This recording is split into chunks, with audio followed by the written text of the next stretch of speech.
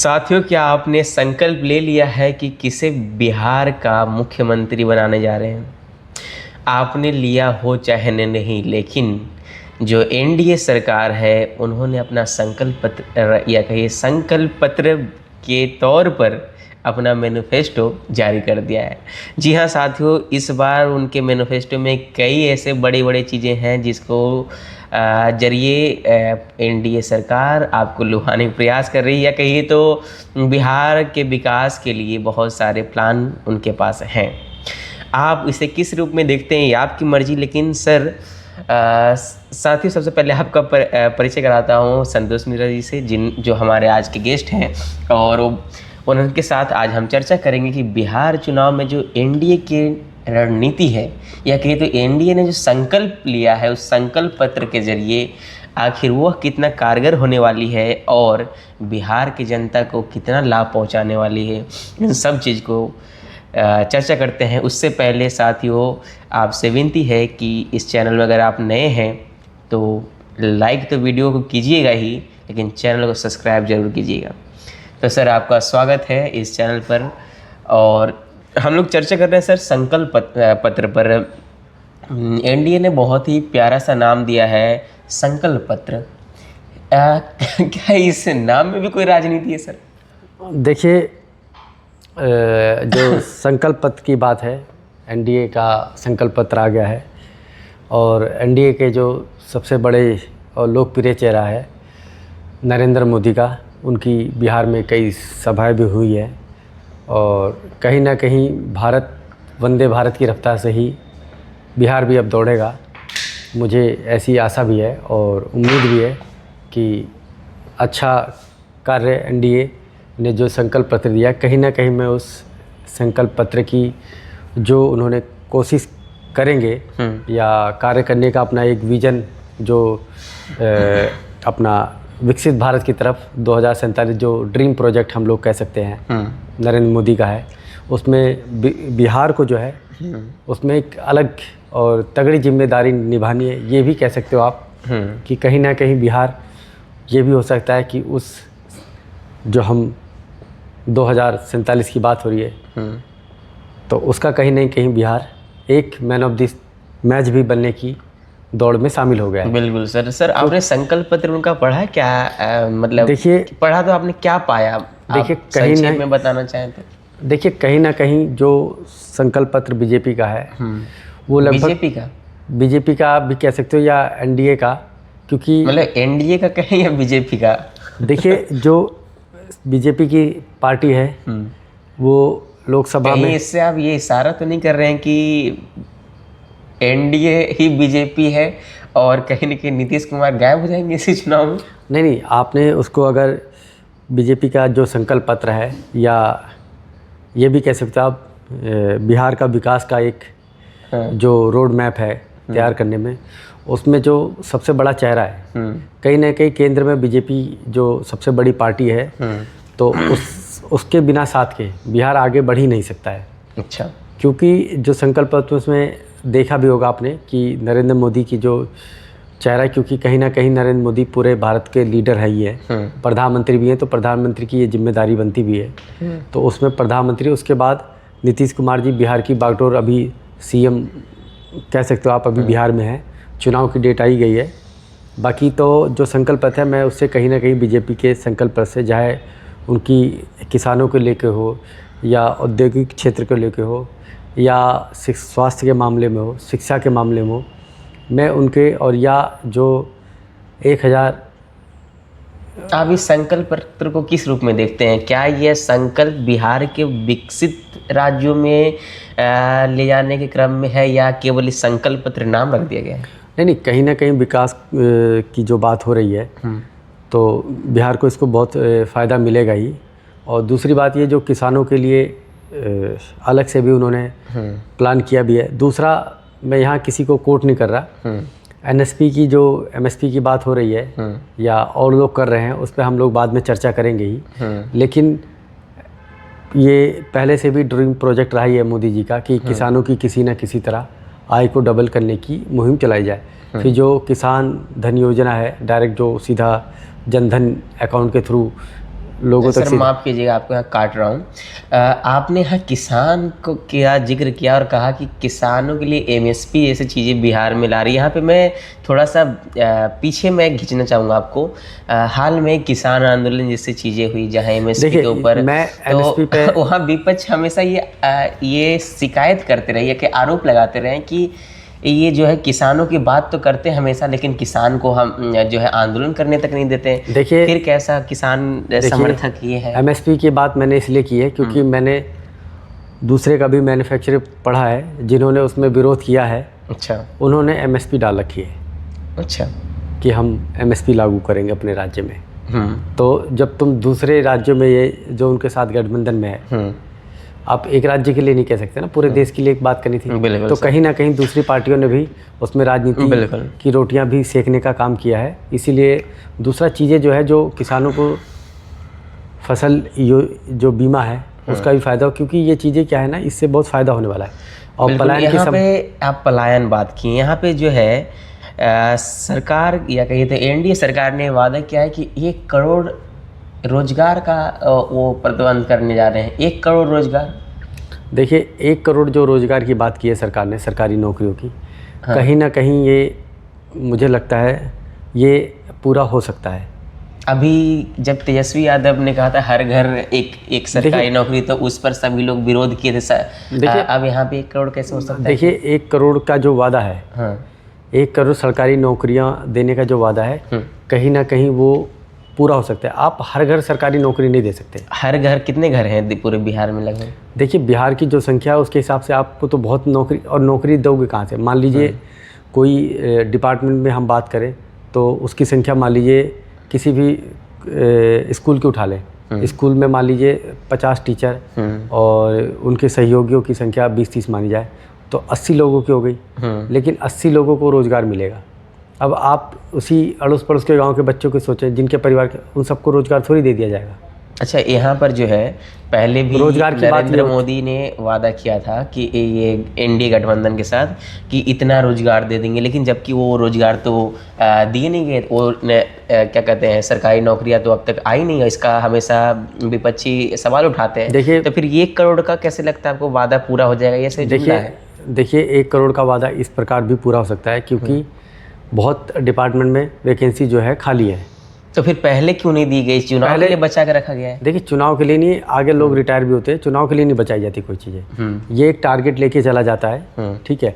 अब मान लीजिए कल मैं यहाँ लोगों को शुभकामनाएं दूंगा। कल भारतीय महिला टीम का फाइनल वर्ल्ड कप है और ऑस्ट्रेलिया को हरा के हम लोग पहुँचे हैं। तो कल वो लोग इंतज़ार कीजिएगा, संडे को ज़रूर देखें, क्योंकि कहीं ना कहीं उसमें जो भारतीय महिला टीम है उसमें 2 खिलाड़ी बिहार की भी खेल रही हैं। तो इसे चुनाव से ना जोड़ा जाए, देखें ज़रूर। बिल्कुल। तो जो सरकारें वादा करती हैं, अब मैंने इसलिए ये याद दिलाया लोगों को, अब कल जो टीम है उन्होंने बोला कि हम 300 रन का टारगेट लेके चल रहे हैं। अब मान लीजिए 285 रन बनाती है टीम और 285 रन बनाती है, सामने वाली टीम 180 पे आउट हो जाए, तो 285 भी तो बहुत हो गए ना जी हमारे लिए। सीधी सी बात है कि आपकी जीत कैसे आती है। लेकिन जो आपने बोला कि ये जुमला हो सकता है, भाई आप मुझे बताइए, आप बिहार से ही आते हो, आपके घर में 5 मेंबर हैं सरकारी नौकरी वाले, ऐसे आपके गांव की संख्या 50 हो गई, तो 50 सरकारी नौकरी। कोई सरकारी नौकरी नहीं, आपके यहाँ सरकारी नौकरी वाला नहीं है। लेकिन अगर आप तेजस्वी पार्टी को, जो महागठबंधन है, उन्होंने बोला हम हर घर सरकारी नौकरी देने वाले हैं जी। अब आपके गांव में 50 घर हैं, 50 घर को क्या सरकारी नौकरी दी जा सकती? आप इसके ऊपर मुझे हाँ ना में जवाब दीजिएगा बस। मुझे तो कुछ भी नहीं समझ में आ रहा कि ये जो अब दूसरा मेरे को ये समझना था, नेता लोग ये इलेक्शन के टाइम पे क्यों ये बात करते हैं, उससे पहले क्यों नहीं इस पर? देखिए, ऐसा है, ये चीज़ें जो होती हैं चुनाव से पहले या चुनाव के बाद, आपको मान लीजिए हमें कुछ करना भी है तो उससे पहले मान लीजिए स्कूल या कॉलेज में तो हम लोग कोर्स डिसाइड करते हैं, सब्जेक्ट डिसाइड करते हैं। नहीं सर, क्योंकि ऐसा देखा जाता है कि इलेक्शन आ गया, भी 1 करोड़ नौकरियों की बात होने लगी, लेकिन ऐसे खबरें आती है कि जब उसी नौकरियों में धांधली होती है, पेपर लीक जैसी समस्याएं आती है, तो फिर जब वही छात्र आंदोलन करने जाते हैं तो उस पर वही एनडीए सरकार लाठी भी बरसाती है। तो इससे आप किस रूप में देखते हैं? देखिए, ये कहाँ लाठियाँ चली मुझे इसके बारे में जानकारी नहीं। कर्नाटक में बहुत कुछ हुआ है। कर्नाटक में किसकी सरकार है बताने की आवश्यकता नहीं, क्योंकि ये विषय खाली बिहार पे चर्चा का है। क्योंकि बीजेपी का जो मैन्युफैक्चर है कहीं ना कहीं हम लोग भी भटक रहे हैं। हम उस पर चर्चा करें। चलिए कोई बात नहीं, आप बीजेपी के मैनिफेस्टो पे बात करते हैं। यहाँ पे जो है कहते हैं कि एनडीए सरकार की हर ज़िले में एक फैक्ट्री लगाने की बातें हाँ वो छिड़े हैं। न केवल हर ज़िले में फैक्ट्री बल्कि चार से अधिक पूरा कंपनी का सिस्टम बनेगा। इसको आप कहें तो इन्होंने नाम दिया है नए औद्योगिक पार्क, है ना। यानी कि हर ज़िले में फैक्ट्री तो हुआ ही, और नए औद्योगिक पार्क 10 नए औद्योगिक पार्क की बात ही कर रहे हैं। तो अब तक की 10 सालों में ये कोई औद्योगिक पार्क नहीं बना, किसी इलाके में कंपनियां नहीं आई। अचानक से इस इलेक्शन में ऐसा क्या उन्होंने प्लानिंग किया है कि जो 10-20 सालों में नहीं हुआ वो अब जो है हर जिला में कंपनी और 10 औद्योगिक पार्क बन जाएंगे? देखिए कैसे, मतलब ये देखिए इसलिए संभव है। देखिए पहले क्या सरकारों ने काम किया है, ठीक है, उन पे पहले तो जो चीज़ें हैं, कई लोगों ने तो दूसरों की ज़मीन लिखवा के सरकारी नौकरी का भी वादा किया था। कहीं ना कहीं वो भी मामला कोर्ट में चल ही रहा है। तो जो ये चीज़ें हैं एक रोड मैप, क्योंकि अब विकास की बात हो रही है, तो ये चीज़ें आने वाले टाइम में अगर हम कहीं ना कहीं 2047 विकसित भारत की तरफ बात कर रहे हैं तो ये चीज़ें बहुत ज़रूरी हैं। क्योंकि ज़िले की बात हुई, वहाँ उन्होंने ये तो नहीं कहा ना कि हम एक गाँव में एक फैक्ट्री दे देंगे। ज़िले में संभव है, जैसे कि ये अगर अभी संभव है कि हर जिले में एक फैक्ट्री हो सकता है, देखिए तो कम से कम पिछले टर्म में भी तो ऐसा हो सकता था कि चलिए 2-4 जिले में ही कंपनी शुरुआत की। देखिए कहीं ना कहीं रोजगार आया है पिछली बार भी, ठीक है, और ऐसा नहीं कि नहीं आया है, लेकिन चीज़ें, और ये तो नहीं कह सकते आप कि किसान के जो प्रधानमंत्री जनधन योजना के थ्रू पैसे पहुंचाए जा रहे थे वो कोई जुमला तो था नहीं, वो तो पहुँचे ना, लोगों तक पहुँचे। चलिए, तो जो बिहार में अभी बीजेपी ने महिलाओं के लिए भी बात की है। दूसरा जो सड़क या एक्सप्रेस वे, अब क्या उत्तर प्रदेश में एक्सप्रेस वे नहीं बने? चलिए एक्सप्रेस वे की बात करते हैं। यहाँ पे जो है ये प्रॉपर एनडीए सरकार ये भी इस बार कहती है कि पटना, दरभंगा, पूर्णिया और भागलपुर, ये 4 जगह पे अंतर्राष्ट्रीय एयरपोर्ट बनेंगे, ठीक है। और ना केवल अंतर्राष्ट्रीय एयरपोर्ट बल्कि मेट्रो जैसी सुविधाएं भी 4 से अधिक शहरों में होगी, है ना। तो कहीं ना कहीं एयरपोर्ट तो आ जा रहा है सर, लेकिन अभी भी अगर देखा जाए तो गाँव के स्तर पर जो गाँव की जो कच्ची सड़कें होती है वो प्रॉपर डेवलप नहीं। हमें एयरपोर्ट तक ही पहुंचने में 4 घंटे अगर लग जाए तो क्या फ़ायदा हुआ ऐसे एयरपोर्ट की? देखिए ये तो बिल्कुल जो है, क्योंकि सड़कें बनाने का जो काम है पिछली सरकारें अलग रही मुझे लगता है, क्योंकि सड़कें कहीं ना कहीं जो है बनी भी हैं। या एक्सप्रेस वे की बात हुई है, सड़कें तो बनी है। एक्सप्रेस वे में कहीं ना कहीं मैं यहाँ गिनाना चाहूँगा कि नीतीश कुमार के सानिध्य में, कहीं तो एनडीए सानिध्य में काफ़ी हाईवेज बनने हैं। लेकिन कहीं ना कहीं सर हम यहाँ बात कर रहे हैं ना केवल हाईवे की, बल्कि वो जो छोटी छोटी सड़कें होती है जो गाँव से हाईवे को जोड़ती है, उस सड़क में क्यों नहीं काम होता है? देखिए कहीं ना कहीं हाईवे तक वो चीज़ें पहुँची हैं। अगर हाईवे बना है और वो सड़कें जोड़ी जा रही हैं तो देखिए इनको जोड़ने के लिए पहले सरकारों ने तो जोड़ी नहीं। पहले तो कच्ची सड़कें पे भी धूल उड़ा करती थी। अब कहीं ना कहीं आपको सड़क तो मिल रही है। तो उन चीज़ों को लाने में एक चीज़, क्योंकि बिहार पहले भी बहुत पिछड़ा हुआ था, तो उस चीज़ को एक आप ये कह सकते हो कि मध्यम गति में ले आए हैं बिहार को। और कहीं ना कहीं इसको बीजेपी को मुझे लगता है फ़ायदा होगा। कहीं ना कहीं सरकार बनाने में बीजेपी कामयाब हो सकती है, क्योंकि जो उनके मैन्युफैक्चर दिख रहा है, क्योंकि ये वादे लगभग पूरे किए जा सकते हैं। लेकिन जो कुछ वादे ऐसे होते हैं, जो है वो किसानों को फ्री बिजली देने का वादा किया है, पिछली सरकार ने भी किया ही था, तो वो हुआ ही है। फिर दिल्ली में भी ये बीजेपी ने अपना कि हम इतनी फ्री देंगे जो सुविधाएं, तो कहीं ना कहीं ऐसा नहीं कि सरकार बदल गई तो नहीं दी उन्होंने चीज़ें, वो चीज़ें चलती आई हैं दिल्ली में भी। तो मुझे लगता है हमें एक आपने दिल्ली का छेड़ दिया तो एक मैं जोड़ना चाहूँगा। इलेक्शन से पहले उन्होंने जिक्र किया था कि जो है दिवाली हो या होली हो सिलेंडर देंगे, वो प्रॉपर 2 सिलेंडर देंगे, लेकिन ऐसा हुआ नहीं। इसका मुद्दा कहीं ना कहीं विपक्षी पार्टी बना है। देखिए ऐसा तो है, ऐसा अभी कुछ समय पहले मैंने देखा था कि जमुना पे छठ बैन थी, विपक्षी पार्टियों ने उसका मुद्दा बनाया। सिलेंडर का बात, देखिए सिलेंडर जिनको देने के लिए बोला गया था, ठीक है, वो आप मेरे को तो मैं ये कहता हूँ, मैं जी फ्री में सिलेंडर चाहता भी नहीं, मैं सिलेंडर लेने में सक्षम हूँ, और मुझे लगता है जो सिलेंडर मिलना भी चाहिए, ठीक है, वो उन्हीं लोगों को मिलना चाहिए, या जो सब्सिडी भी मिलनी चाहिए। हाँ। जिनको उसकी आवश्यकता है। तो वोट से पहले क्यों नहीं सरकार ऐसे बोलती है कि जरूरतमंद को मिलना चाहिए, उस वक्त तो सारे को नाम लेते हैं। उन्होंने कोई सारों का नाम नहीं लिया जी। हाँ, ठीक है। अच्छा चलिए खैर छोड़िए इस मुद्दे को। अभी जैसे साथियों आप जानते हैं कि राम मंदिर जैसे मंदिर, भव्य मंदिर बना अयोध्या में, और जिसका विश्व भर में चर्चा है ही।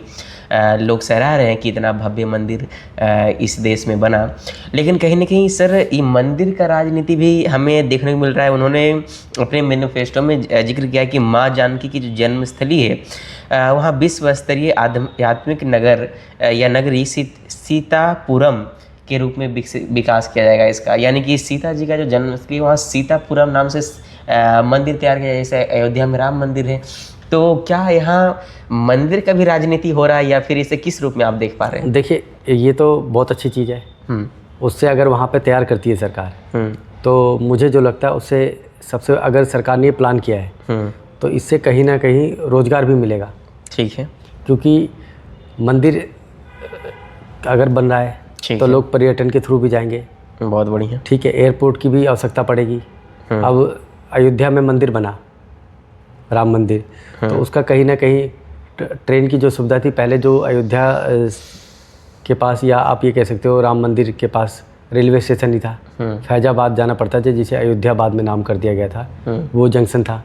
अब तो वहाँ 2 बने, तो उसके में आप तो गए नहीं होंगे, अगर आप जाओगे देखोगे तो वहाँ आपको जो लोकल रोज़गार है उसको बहुत बढ़ावा मिला। कहीं ना कहीं जो पलायन की समस्या होती थी, अब वहाँ के लोग नहीं आते।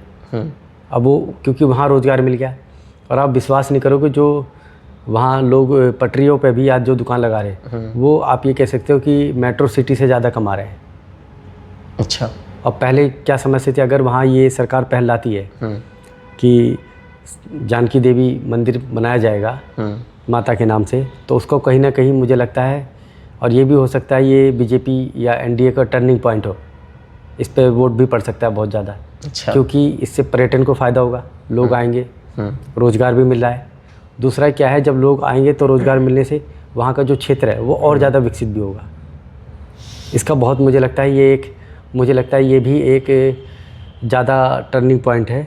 इससे एनडीए सरकार को ये आप कह सकते हो कि उसके आसपास के क्षेत्र को विकसित करने के लिए, और जब चीज़ें वहाँ जाती हैं तो कहीं ना कहीं होटल, ठीक है, रेस्टोरेंट और पेट्रोल पंप भी बनते ही हैं, गाड़ियाँ भी लोग खरीदते हैं, रोज़गार वहाँ भी मिलता है, लोग अपना गाड़ी भी चलाने का एक व्यवसाय कर सकते हैं। फिर दूसरा ये अपने वो छोटे मोटे उद्योग क्षेत्र भी लगा सकते हैं। इसका कहीं ना कहीं ये नहीं कि आस्था का विषय है, आस्था का विषय तो ही है, लेकिन इससे रोज़गार और जो आप ये कह सकते हो कहीं ना कहीं औद्योगिक क्षेत्र को, जो पर्यटन की बात होती है या किसी भी विषय पे, उसको बहुत फ़ायदा मिलता है। बिल्कुल। इसका सबसे बड़ी, क्योंकि जिन पार्टियों ने कि पहले ये बोला था कि राम मंदिर की चाहिए ये चीज़ें बता दो, उससे क्या है कुछ चीज़ें ही तक ही सीमित रहती है। लेकिन राम मंदिर बनने से अगर आप जाओ, पहले लोग इतने लोग दर्शन करने गए, लोग कहाँ रुके? होटलों में रुकेंगे, होटल में रुके, गाड़ियों से गए, तो कहीं ना कहीं पूरी जो एक रोज़गार, यार हम लोग कहते हैं कि इन चीज़ों उसको फ़ायदा हुआ है। और ये जो चीज़ है, ये मैंने बहुत ध्यान से पढ़ा है। बीजेपी का मैन्युफैक्चर कहीं ना कहीं वो मुझे लगता है पहले और राज्यों में भी उन्होंने अपनी चीज़ों को लागू किया है। यानी कह सकते हैं सर कि इस बार जो उनका संकल्प पत्र है, ये सच में संकल्प ले लिए हैं कि इस टर्म में जो है बिहार को विकसित राज्य बना के रखना है। हाँ, बिल्कुल, मुझे ऐसा लगता है। साथियों, वैसे अगर मैं मैनिफेस्टो की बात करूँ तो बहुत ऐसे छोटे बड़े वायदे हैं, जैसे कि पौष्टिक नाश्ता मिड डे मील में, इसके अतिरिक्त डिफेंस कॉरिडोर, सेमीकंडक्टर मैन्युफैक्चरिंग, और साथ ही 1 करोड़ महिलाओं को लखपति दीदी का भी योजना है जो आप देखेंगे। इसके अतिरिक्त और भी बहुत सारी चीज़ें हैं, एमएसपी की गारंटी से लेकर मंदिर तो हो ही गया, और साथ ही साथ इन्होंने वादा किया कि केजी से लेकर पीजी तक के जो ज़रूरतमंद रहेंगे उन्हें मुफ्त शिक्षा भी दी जाएगी। और इसके अतिरिक्त बहुत से ऐसे चीज़ें हैं जो उनके वायदे हैं, लेकिन ये देखना रहेगा कि वास्तव में ये केवल एक जुमला तक ही रह जाता है या सच में जो संकल्प पत्र से नाम दिया गया है, इस संकल्प के रूप में इस बिहार राज्य को एक पिछड़ा राज्य से निकाल कर एक विकसित राज्य, या कहिए तो एक मजबूत राज्य के रूप में इसे निकाला जाता है। खैर, इसे आप किस रूप में सोचते हैं, आप अपना राय ज़रूर बताएं। ये था हमारा चर्चा संतोष मिश्रा जी के साथ, और मैं अभिषेक, आप सुन रहे थे हमारा YouTube चैनल। बाकी आपको ये वीडियो कैसा लगा, अपनी राय कमेंट में करें। साथ ही और कोई प्रश्न आपको लगता है कि हमें करनी चाहिए थे, छूट गए, उसे भी आप लिख सकते हैं। और लाइक करना, सब्सक्राइब करना ना भूलें। फिर जुड़ेंगे हम लोग नए किसी विषय के साथ। तब तक के लिए धन्यवाद।